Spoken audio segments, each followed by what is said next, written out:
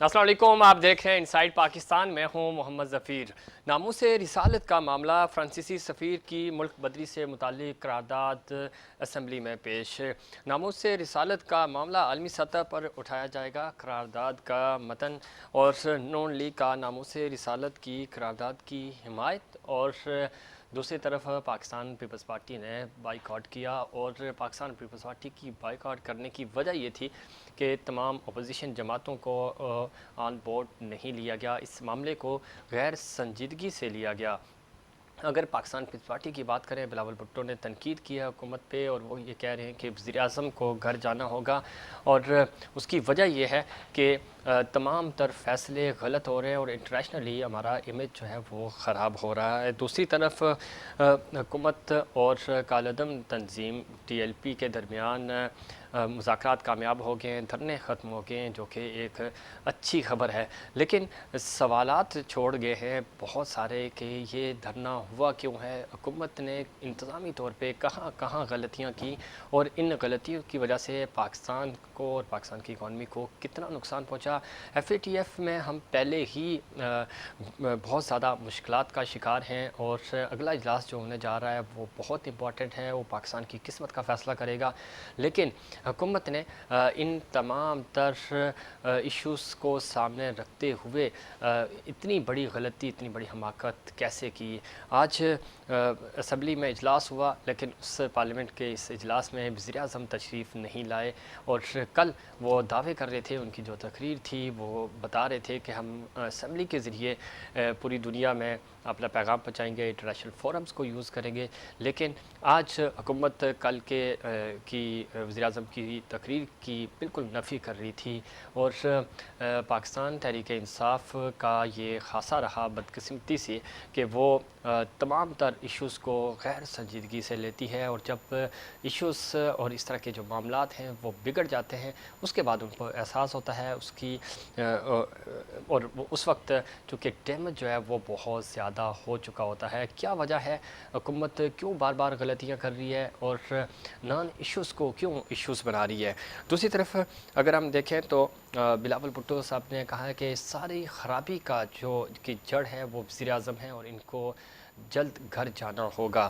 N اے 249 کراچی اس وقت سیاسی توجہ کا مرکز ہے، بنا ہوا ہے، اور یہاں پہ چونکہ بہت سارے کینڈیڈیٹس ہیں، ایم کیو ایم پاکستان ہے، پی ایس پی ہے، پاکستان پیپلز پارٹی ہے، تحریک انصاف ہے، مسلم لیگ نون ہے، لیکن پاکستان تحریک انصاف کی چھوڑی ہوئی یہ سیٹ تھی۔ یہاں پہ پاکستان پیپلز پارٹی نے کا موقف یہ ہے، انہوں نے اپلیکیشن دی ہے کہ یہ الیکشن ملتوی کر دیے جائیں، چونکہ کرونا کی جو تیسری لہر ہے وہ بہت شدید ہے، اور جب تک کرونا کنٹرول نہیں ہو جاتا تب تک یہ الیکشن ملتوی کیے جائیں۔ دوسری طرف مسلم لیگ نون نے اپلیکیشن دی ہے کہ یہ الیکشنز ملتوی نہیں ہونے چاہیے۔ اب یہ الیکشن کمیشن کی جوابدید ہے کہ کیا الیکشن ملتوی ہوتے ہیں یا یہ الیکشنز وقت پر ہوتے ہیں، اور ان کے نتائج کس کے حق میں ہوں گے۔ ان تمام ایشوز پہ بات کریں گے۔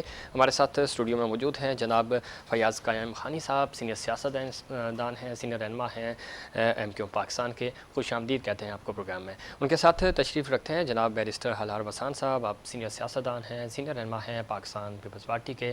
بیرسٹر صاحب آپ کو بھی خوش آمدید کہتے ہیں۔ فیاض صاحب، کس طرح دیکھتے ہیں آپ، اتحادی ہیں حکومت کے، اور آج کا جو اجلاس ہے اس ایشو پہ، ناموس رسالت پہ، تو کوئی بھی مسلمان، وہ تو مسلمان اس وقت تک ہو نہیں سکتا جب تک وہ ناموس پہ اپنی جان یا اس کے حوالے سے درد دکھ نہ رکھتا ہو، لیکن حکومت غیر سنجیدگی کا مظاہرہ کر رہی تھی۔ پچھلے منڈے کو یہ ایشو اٹھا گرفتاری سے، تو ان کو یہ احساس نہیں تھا، 3 مہینے سے وہ معاہدے کر رہے تھے، پھر اچانک انہوں نے گرفتاری دی۔ گرفتاری کے بعد آپ نے دیکھا کہ کس طرح پورے ملک میں افراتفری پھیلی، اور اس تنظیم کو کالعدم قرار دیا گیا جس نے 25 لاکھ ووٹ لیے ہیں، اور اب اس کے ساتھ مذاکرات بھی ہوئے۔ دیکھیں، یہ بنیادی طور پہ تو وفاقی حکومت کا مسئلہ ہے، اور وفاقی حکومت نے جس طریقے سے ان سے کوئی معاہدہ کیا اور پھر اس کا ٹائم بھی ایکسٹینڈ کیا، اور اس میں کسی بھی اتحادی کا، وفاقی حکومت میں کسی بھی اتحادی کا اس میں عمل دخل نہیں ہے۔ بالکل جو وفاقی حکومت نے، منسٹر آف انٹیریئر نے ان سے دھرنے کے دوران میں کوئی معاہدہ کیا کہ جی ہم، اس میں کسی کو بھی انہوں نے نہیں، کسی کو بون بول نہیں لیا۔ اور دوسری بات یہ ہے کہ کیونکہ ایم کیو ایم بالکل اتحادی ضرور ہے وفاقی حکومت کی، लेकिन आज भी जो करारदाद पेश हुई है उसमें भी एमक्यूएम का कोई इन्वॉल्वमेंट नहीं है किसी भी किस्म का, और न ही एमक्यूएम को ऑन बोर्ड लिया गया है। ठीक। और क्योंकि हम ही समझते हैं कि वफाकी हुकूमत का काम है, उसने एक डील बनाई है किसी तंजीम से, और उसके बाद क्या किस तरीके से उसको इम्प्लीमेंट करेगी। आज करारदाद आई है तो लाजमी सी बात है हम भी इसको देखेंगे, और कमेटी बनने का इशू बन रहा है इसके अंदर, लेकिन अभी ये इनिशियली स्टेज है, इंशाल्लाह आगे चल के देखते हैं। फयाज़ कायम साहब, सबसे बड़ा इशू ये हो रहा है कि इत्तेहादी हो या अपोजिशन हो या हुकूमत हो, प्रॉब्लम ये हो रही है कि अपोजिशन मिलकर हुकूमत चला रही होती है। हुकूमत ये पूरी कौम का मामला है, किसी एक अपोजिशन जमात का या हुकूमती जमात का इशू नहीं है। लेकिन इस तरह के हसास इशू पे भी हुकूमत जब स्टेक होल्डर्स को ऑन बोर्ड नहीं लेती तो उससे क्या तवक्को करें कि वो ये केस जो है वो इंटरनेशनल। देखें, हमारा मानना ये है कि इस इशू के ऊपर गवर्नमेंट से थोड़ा सा मिस हैंडल हुआ है, और उन्होंने जो है इसको सलीके से इसको ट्रीट नहीं किया है। अगर ये इनके साथ कोई एग्रीमेंट था किसी तंजीम के साथ, और फिर इन्होंने वो करारदाद जो आज लेके आए हैं, सही, ये पहले भी लाई जा सकती थी। ऐसे ही ये मेरी ज़ाती राय है कि पहले भी लाई जा सकती थी, और आज भी तो कल इनका वादा था कि हम 20 से पहले लेके आएंगे। ठीक है, अब हुकूमती सतह के ऊपर किसी तंजीम से किसी भी मुल्क के सफ़ीर को निकालने का मुआहिदा किया जा रहा है, तो अब उसके जो कॉन्सिक्वेंसेस हैं या जो भी असरात पड़ेंगे ये वफाकी हुकूमत खुद देख रही होगी ना इस मसले को। तो बिल्कुल कि क्यों किसी सफ़ीर, और वो भी फ्रांस जैसे सफ़ीर को जो कि अक़वाम मुत्तहिदा में वीटो पावर रखता है, एक यूरोपियन कंट्री का बड़ा मुल्क है, यूरोपियन का नंबर 2 है, यूरोपियन कंट्री एक बड़ा मुल्क है, उसके क्या असरात पड़ेंगे पूरे यूरोपियन कंट्रीज़ के ऊपर। और ये हुकूमत ने लाजमी सी बात सोची होंगी इन बातों को, लेकिन मेरा मानना ये, मेरी ज़ाती राय ये है कि इस मामले को तहरीक लब्बैक के साथ 4 दिन पहले भी किया जा सकता था, ये मुआहदा पहले भी किया जा सकता था, इस तरह की करारदाद पहले भी लाई जा सकती थी। आज भी तो गवर्नमेंट लेके नहीं आई है, वो ये कह रहे हैं कि हमारा प्राइवेट मेंबर का है, तो सॉरी पहले भी कोई ला सकता था। एमक्यूएम क्योंकि इस पूरे जितना भी ये मामला है इसमें कहीं इन्वॉल्व नहीं है। सही नहीं, एमक्यूएम तो इन्वॉल्व नहीं है, लेकिन वो उनकी इत्तेहादी है।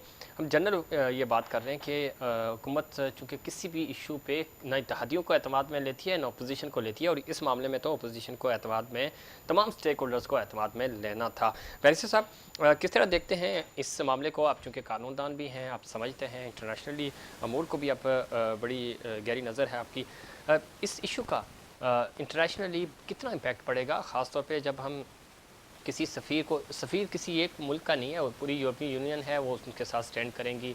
फिर ये मुल्क हमारे लिए बड़ा इम्पॉर्टेंट है, वहाँ उनके साथ हमारी बहुत सारी ऐसी चीज़ें हैं जो उनके साथ जुड़ी हुई हैं, और आगे FATF का मामला है, उस मामले में भी कड़ी शराइत हैं।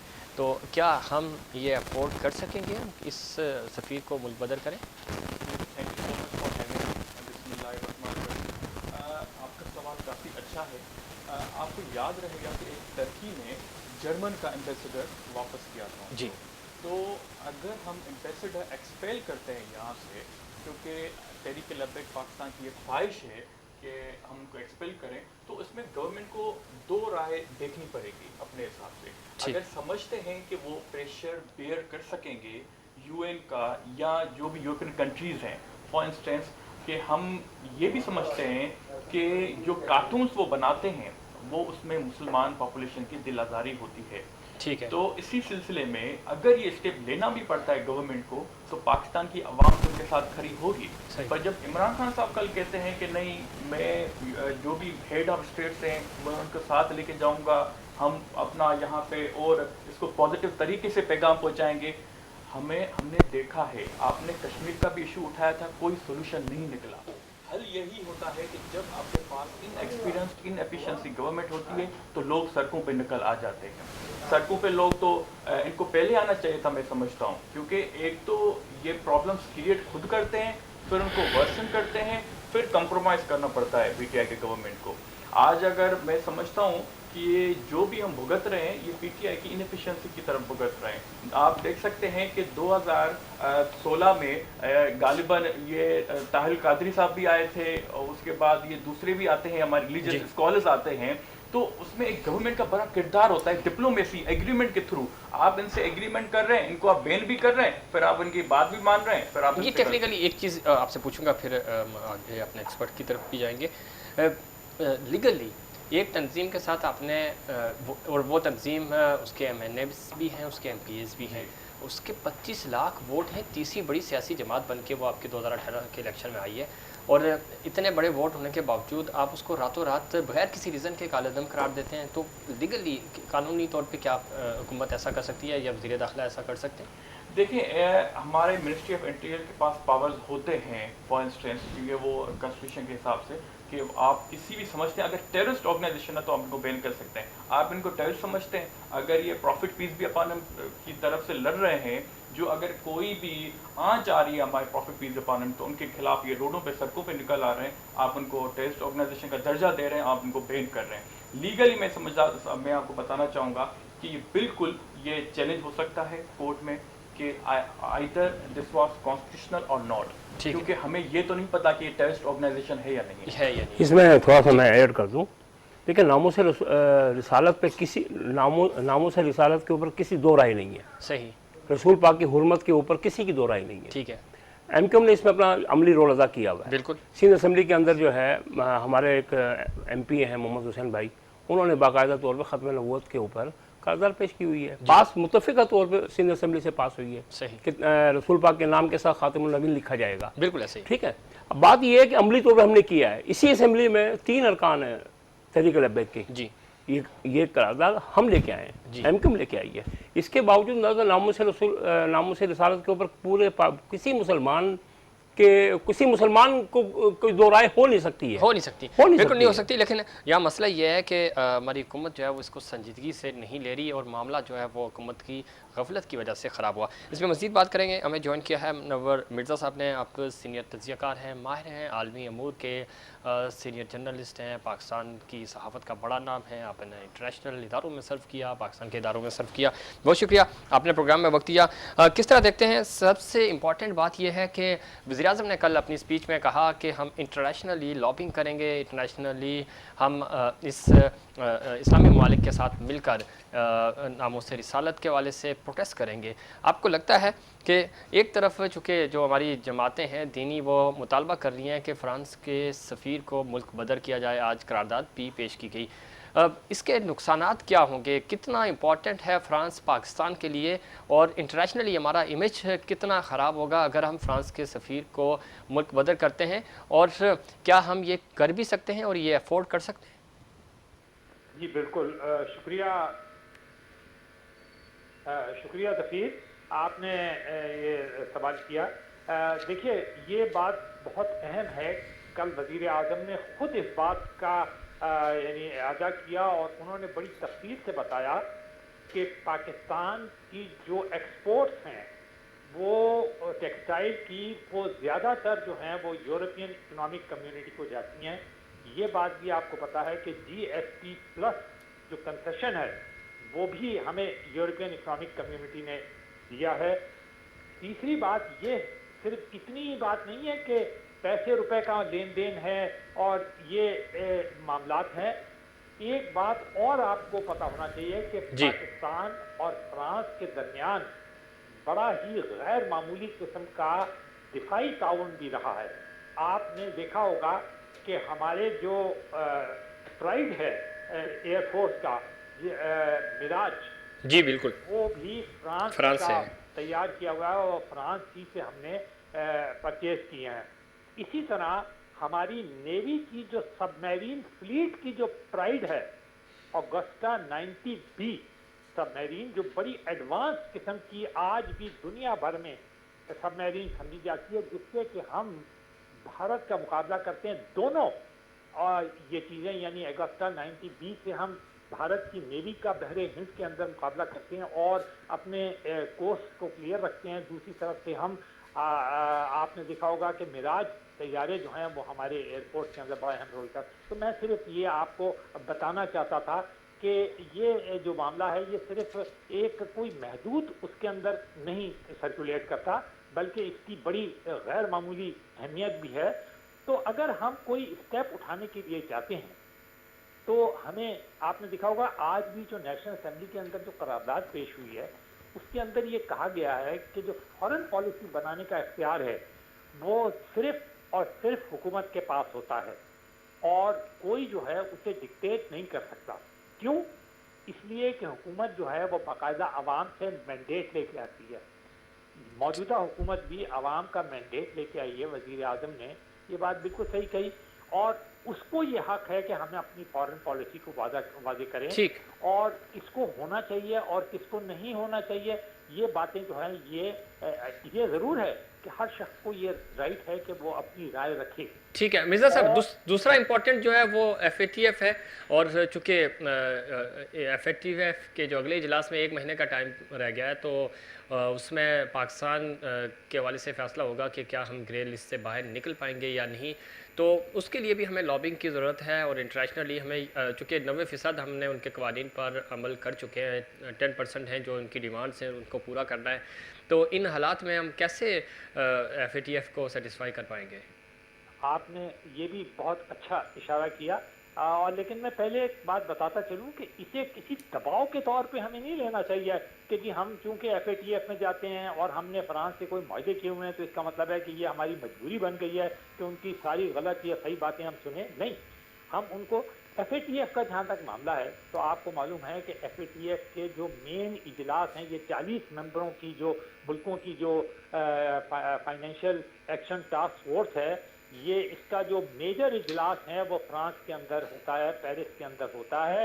اور پاکستان مسلسل گزشتہ 2 سال سے گرے لسٹ کے اوپر چلا آ رہا ہے. پچھلی بار بھی آپ نے دیکھا جو اجلاس ہوا اس کے اندر پاکستان کے کیس کو یہ کہا گیا کہ 24 نکات اب 27 میں سے پورے کر دیے ہیں، لیکن جو 3 آپریٹو پوائنٹس ہیں ابھی تک پاکستان کو وہ پوری کرنے ہیں. اور اس میں میں آپ کو ایک بات بتاتا چلوں جی کہ یورپین ممالک نے پاکستان کے متعلق پہلی مرتبہ سخت موقف اختیار کیا اور انہوں نے، اور اس میں فرانس بھی یقیناً شامل تھا، جس نے پاکستان کے اوپر یہ دباؤ جو ہے یعنی گرے لسٹ کا، اسے برقرار رکھنے کے حق میں ووٹ دیا، جبکہ پاکستان کی خواہش یہ ہے کہ وہ کسی طریقے سے اس گرے لسٹ سے نکل جائے. اب وہ جو آپ نے پہلا سوال کیا تھا کہ بین الاقوامی امور کے اندر پاکستان کو کس طرح، تو 2 باتیں میں آپ کو کہنا چاہتا ہوں. پہلی بات، پاکستان کسی خلا میں نہیں معلق ہے، یہ اسی دنیا میں کا ملک ہے. ٹھیک سمجھ گئے؟ بالکل. 193 جو ممبرز ہیں یونائٹڈ نیشنز کے، اس کا ایک ممبر پاکستان ہے. ایک دنیا کے اندر اس وقت 50 سے زیادہ مسلم ممالک ہیں. ایک بات میں یہ کہتا چلوں کہ جتنے مسائل یا جتنے معاملات ہیں اس کے اندر وہ بھی برابر کے شریک ہیں، وہ بھی انہیں بھی برابر کا ری ایکشن دینا چاہیے. تو اگر جیسے کہ کل وزیر اعظم نے خود بھی کہا، اس پہ مرزا صاحب کیسے وہ برابر کا ری ایکشن دیں گے؟ کشمیر کے معاملے پہ آپ کے اسلامی ممالک آپ کے ساتھ نہیں کھڑے، جب آپ کا کوئی اپنا بھارت کے ساتھ معاملہ بنتا ہے تو وہ آپ کا ساتھ نہیں دیتے، آپ کی لابنگ اتنی کمزور ہے. تو وہ اس معاملے پہ بھی آپ دیکھ رہے ہیں کہ انٹرنیشنلی کوئی کسی قسم کا کوئی بیان نہیں سامنے آیا. ترکی آپ کا ساتھ دیتا ہے تھوڑا بہت، اس کے علاوہ کوئی ایسا ملک نہیں ہے جو آپ کے ساتھ کھڑا ہو. میں لاسٹ اجلاس کا حوالہ دوں گا فارن منسٹرز کا جو جدہ میں ہوا. میں آپ کو بتاؤں گا کہ آپ کو بھی یاد ہوگا کہ اس کے اندر کشمیر کا معاملہ جو ہے OIC نے اٹھایا اور اس میں انہوں نے بھارت کی مذمت بھی کی جسے بھارت نے مسترد کیا. یہ ابھی ہارڈلی 4 یا 5 مہینے پرانی بات ہے. تو انہوں نے پاکستان نے جب ایک شدید قسم کا احتجاج، لابینگ اور انہیں کنونس کرنے کی کوشش کی تو انہوں نے پاکستان کی بات نہ صرف کا احترام کیا بلکہ اسے باقاعدہ اپنی جو ڈکلیریشن ہے اس کے اندر شامل کیا، جس پہ بھارت نے ناراضگی کا اظہار بھی کیا اور انہوں نے اس پہ شدید رد عمل. تو سوال یہ پیدا ہوتا ہے، آپ نے یہ کہا نا، اب یہ معاملہ تو اس سے بہت بڑا ہے. اس میں تو کوئی مسلم ملک ایسا نہیں ہے، کوئی مسلمان ایسا نہیں ہے. 1 ارب 30-35 کروڑ مسلمانوں میں سے کوئی مسلمان ایسا نہیں ہے کہ جس کے اس معاملے کے اندر کوئی ذرا سا بھی وہ اختلاف رکھتا ہو یا وہ اس بات کی میں حمایت نہیں کرے گا.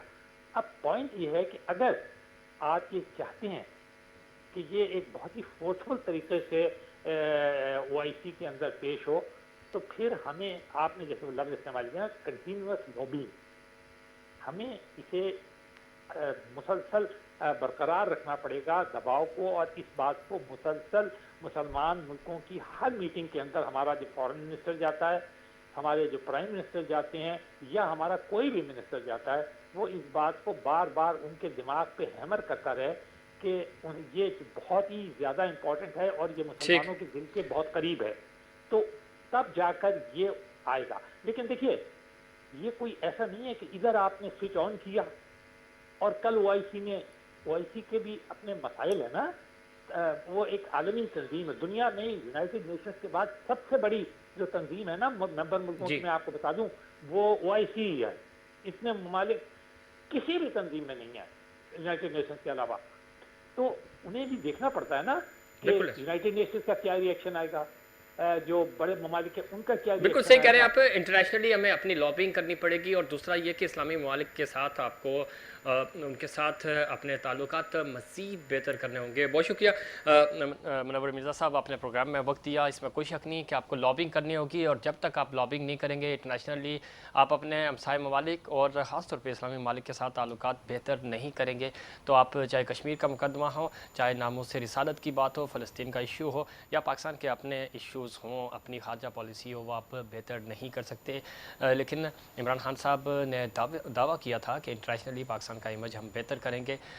वो सालाना एक तकरीर तो करते हैं, लेकिन उसके बाद हम देखते हैं कि फॉरेन अफेयर्स से हमारा बहुत कमज़ोर है, और लॉबिंग चूँकि इंटरनेशनली आपको सबसे बड़े जो फोरम्स हैं उनको यूटिलाइज़ करना होता है, वहाँ पे हम बहुत ज़्यादा कमज़ोर हैं, इसको बेहतर करना होगा। यहाँ ब्रेक लेंगे, और ब्रेक के बाद हम कराची की डेवलपमेंट और ख़ास तौर पर NATO49 के हवाले से बात करेंगे, लेकिन उससे पहले एक कमर्शियल ब्रेक।